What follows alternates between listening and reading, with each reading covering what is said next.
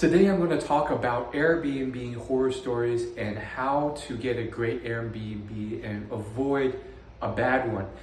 Why listen to me? Well, I've been traveling around the USA for the last 2.5, almost 3 years. I've stayed in over 50 Airbnbs. This one is one of them. Some of them are very, very nice. Others are just very basic and they're just basically, me in a closet. But I stayed in some great ones, some bad ones, and I want to share with you one experience with one that seemed really nice, but turned out to be an issue. So hopefully you can avoid something like this. So the place I stayed was in North Carolina. I believe it was in the Raleigh-Durham area. And it was a really nice Airbnb, fully decorated, furnished, and it was a one person who lived there who basically owned the house and wanted to rent it out. And it was really well furnished and decorated. Now the issue came when I realized just how particular this host was. So she was like, young, middle-aged, and just everything was just very well furnished and in place, which looked really nice. But then it just got kind of particular when it came to messing anything up. So there was a beautiful, well-furnished kitchen, well-decorated, even more so than this. There's more appliances, there's decorations on the wall, and it was her place too. So she was very particular about it. And for example, I think like the first or second time I did some very light cooking, I left some like stains or not even stains, just like some oil on like the side here. And she was not happy about it. She told me afterwards. And like she didn't think I cleaned up. I wiped down the air fryer I used another night. And then she told me you didn't wipe it down. So she was just very particular, and then it felt like I had to be on my toes with using anything downstairs.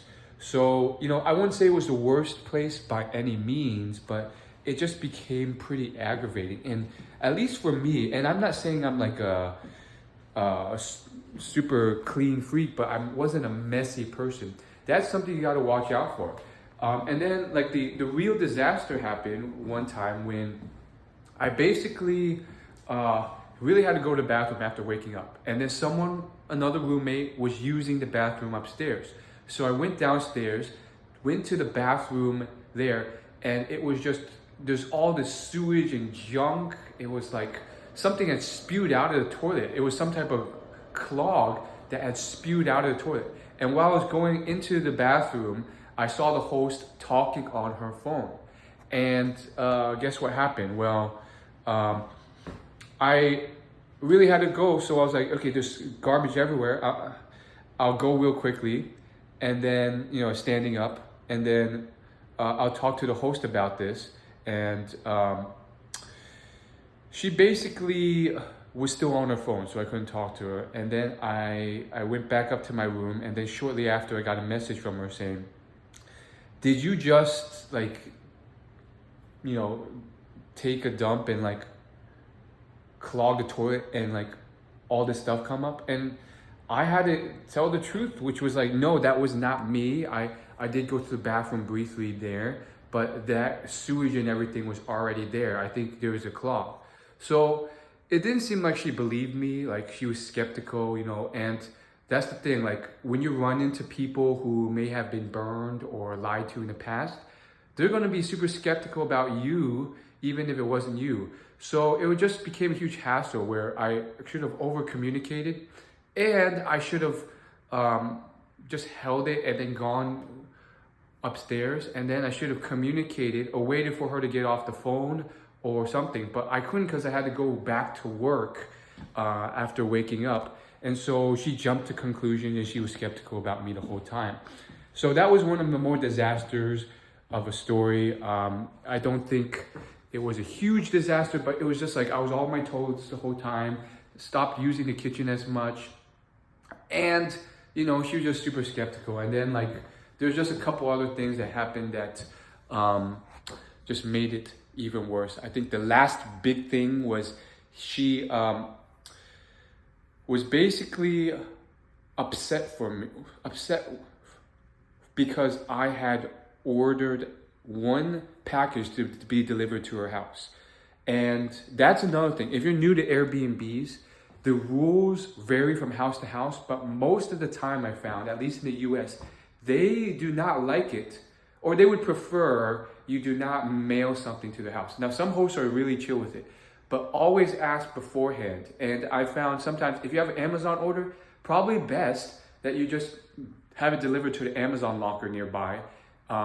Because they apparently they'd had problems where people deliver too much stuff or whatnot, and I don't know what it is. They get marketing spam, and so for this host, it was a violation of her privacy that I had delivered something without asking permission. So this was earlier on, one of my first Airbnb, so I didn't know any better, and the previous host had been super cool with it.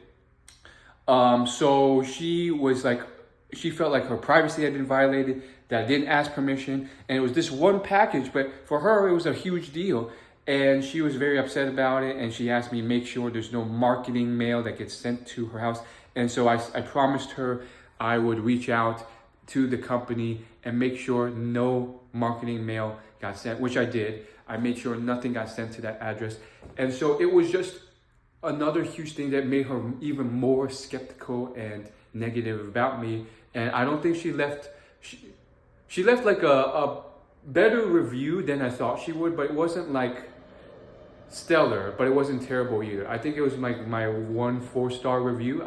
Everything else was like great. So the point of the story is when you do enough Airbnbs, you're gonna run into stuff like this. And for the vast majority of it, it's been a stellar experience, but that's one of a couple horror stories I've had with Airbnb.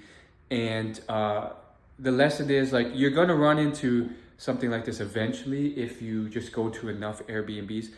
Unless you're renting out the whole house, that's a different story. Then it's just basically your place. But if you're just renting out one room, then you're gonna have to live by that host's standards. Because sometimes, sometimes it is just a whole house that they're renting out. Other times it's them living in that house and then you there. And you get someone who's super particular and super clean. And if you're not one of those people, then you're going to run into some issues with how particular they are. And that's not the first time it happened. There's another Airbnb, which was ironically in a very nearby location that I was in. And one of the roommates there was also super particular. And she basically lived there like half the year. So it was her place, but she was super, super clean and a bit passive aggressive with it. Like she would huff and puff.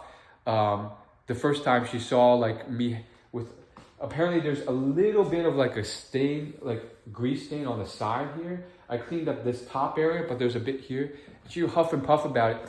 And then I say, is there something wrong? And then she would explain what's going on. So she was a bit passive aggressive with it. Same type of deal. And luckily for both of those places, I chose not to stay long, about a week. But nonetheless, it was just not ideal. So yeah, keep that in mind. Oh, wait, did I stay in both of those places?